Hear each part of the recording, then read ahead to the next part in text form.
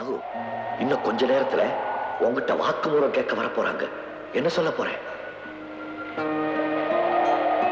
என் மனைவி இன்னொருத்தன் கூட கள்ள உறவு கொண்டிருந்தா அதையும் கண்ணால பார்த்தேன். ஆத்திரத்தினால உணர்ச்சி வசப்பட்டு அவளை அழிச்சிட்டேன். அவ செத்துட்டான்னு உண்மையை நீ சொன்ன உனக்கு விடுதல. ஆனா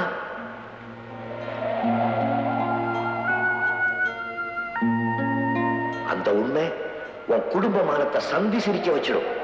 பிரபல முன்னாள் கவர்னருடைய மருமகளும் ஐஏஎஸ் ஆபீசர் தியாகராஜனின் மனைவியுமான கல்பனா நடத்த தவறியதற்காக கொலை செய்யப்பட்டாள்னு பத்திரிகைகளில் பக்கம் பக்கமா எழுதுவாங்க.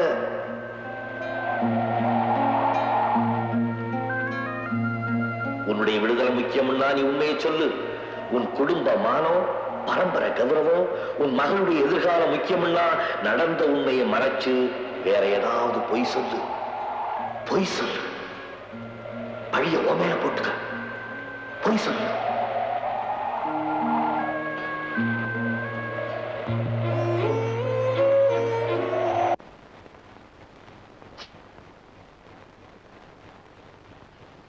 நீ இப்படி ஒரு காரியத்தை செய்வேன்னு நாங்க யாரும் கனவுல கூட நினைச்சு பார்க்கல.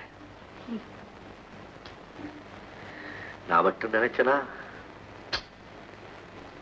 ரெண்டு பேரும் ஒத்துமையா தர நடந்தீங்க. அப்படி என்ன தப்பு நடந்தது? வேற ஒண்ணும் இல்லை. என் பேச்சு கேட்காம கடத்தரு ஷாப்பிங் அடிக்கன்னு போயிட்டு வந்துட்டு இருந்தா ஒரு நாள் ரெண்டு பேருக்கு பேச்சு முத்தி போச்சு. எனக்கு கோவம் வந்துருச்சு. கையில கிடந்ததை எடுத்து அடிச்சுட்டேன். சேர்த்துட்டேன்.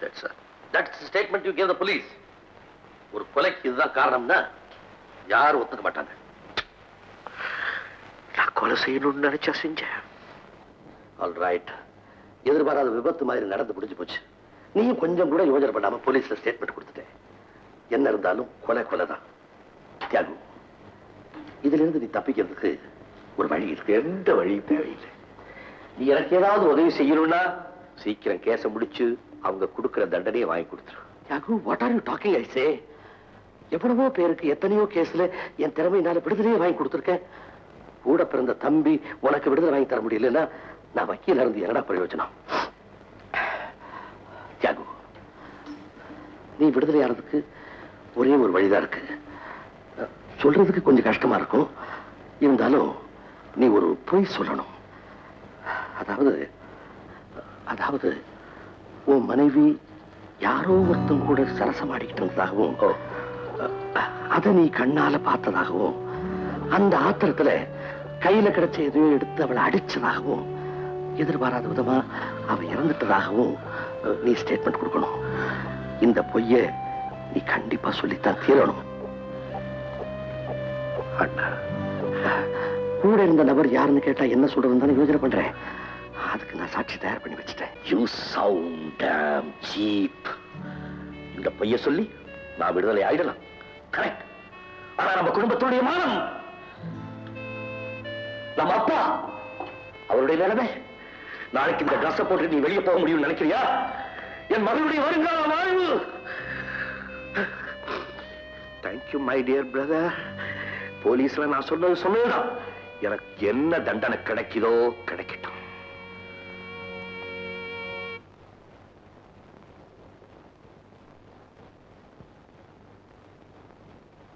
ரங்கா, தம்பி பாத்தியா? பார்த்தேன். என்னங்க, நாம ஒரு தடவை அவனை பார்த்துட்டு வரலாமா? வேண்டாம். நம்ம பிள்ளைய விடுதலை செய்யக்கூடாதா? செல்வாக்கை பயன்படுத்தி ஒரு குற்றவாளியை விடுதலை செய்ய முடியாது.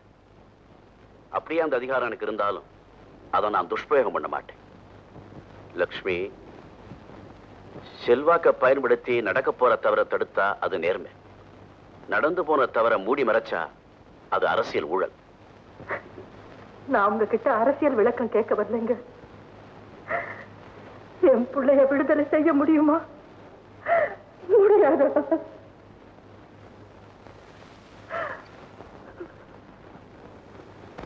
ஆகையினால் கொலைக்கு மூல காரணம் அல்லது நோக்கம் இல்லை என்ற மிஸ்டர் ரங்கராஜனின் வாதத்தை ஏற்றுக்கொண்டாலும் மிக பொறுப்பான பதவியில் உள்ள ஐஏஎஸ் ஆபீசர் ஒரு சாதாரண குடும்ப சண்டையில் அவ்வளவு உணர்ச்சி வசப்பட்டவராக நடந்து ஒரு கொலைக்கு காரணமாக இருந்ததை மன்னித்து விடுதலை அளிக்கும்படி கோருவதை ஏற்றுக்கொள்வதற்கில்லை.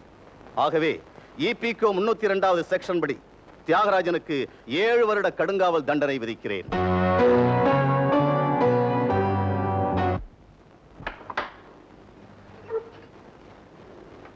எங்க வேலை? உனக்கு தோட்ட வேலை. போ போ. ஆமா, தோட்டத்துல நான் கை வச்சோன்னு பெருசா வளைஞ்சிட போகுது.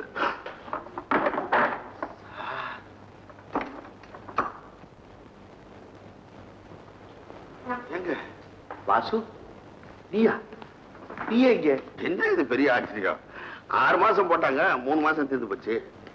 என்ன தப்பு பண்ண? நான் தான் உங்ககிட்ட சொன்னேனே, நான் செஞ்ச புண்ணியத்தால என்னோட படிச்சவங்க எல்லாம் பெரிய அதிகாரிகளா இருக்கிறாங்க, அவங்கள வச்சு ஒரு ஷேப்பா வந்திருக்கேன்னு. அதுல ஒரு ஃப்ரெண்டு இந்த ஷேப் ஆகிட்டான். என்ன நடந்தது? யாரு? நம்ம சீனு தான், எக்ஸ்போர்ட் தேங்காமண்டி புள்ள. சொல்லல, அவனுக்காக செக்ரட்டரியேட்ல போய் 1 லட்சம் ரூபாய் பிசினஸ் பேசி லஞ்சம் தரேன்னு சொல்லிட்டேன். சரி, காலையில 10:30 மணிக்கு நீங்க வந்து லஞ்சத்தை கொடுங்க, நாங்க வாங்கிக்கிறோம். நாங்க அதை நம்பி காலையில கரெக்டா 10:30 மணிக்கு ஒரே கட்டு 1 லட்சம் ரூபாய் எடுத்து போய் நீட்டுறேன். 4 போலீஸ் என் கையில அப்படியே விலங்க பிடிச்சாங்க. அது சரிங்க, நான் இதுங்க வருவேன் போவேன், இது மாமியார் வீடு மாதிரி. ஆமா, நீங்க எப்படி எங்க உத்தியோகத்தை விட்டுட்டு அரசியல் கட்சியில ஏதாவது சேர்ந்து புரட்சி கிரட்சி பண்ணீங்களா? இல்லப்பா. அப்போ உத்தியோகத்திலே இருந்து வருமானம் பத்தாம லஞ்சம் கஞ்சம் வாங்கினீங்களா? அப்படி எல்லாம் இப்ப எனக்கு புரிஞ்சு போச்சு. நீங்க கார் ஓட்டி இருப்பீங்க, யார் மேலே அடிச்சிருப்பீங்க, அதனால உள்ள வந்தீங்க. இல்லப்பா. வேற என்னதான் செஞ்சீங்க? ஒரே ஒரு கொலை பண்ணிட்டோம். ஒரே ஒரு கொலையா? நீங்களா? What is your name? My name is Uma. Very good. How old are you? I am 8 years old. Very, very good. Where are you studying? I am studying in the Midland English School. Very good, very good. What is your father's name? Father, father, father.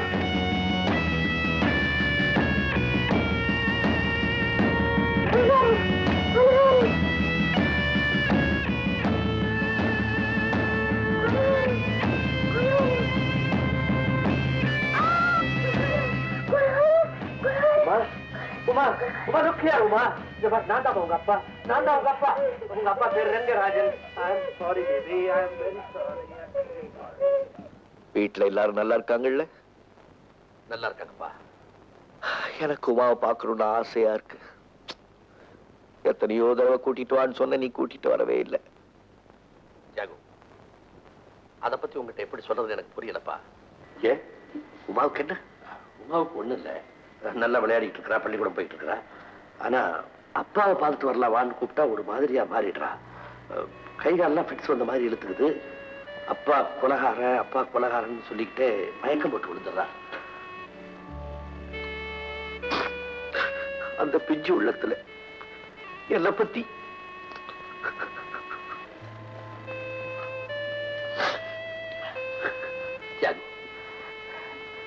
பேரை சொன்னாலே இப்படி ஆயிடுறாளே, நேர்ல பார்த்தா என்ன ஆகுமோன்னு பயந்துதாப்பா நான் கூட்டிட்டு வரல.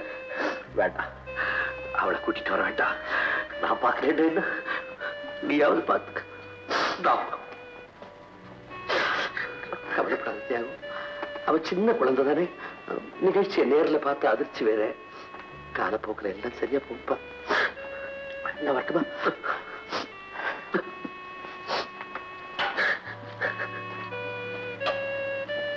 அம்மா, அம்மா.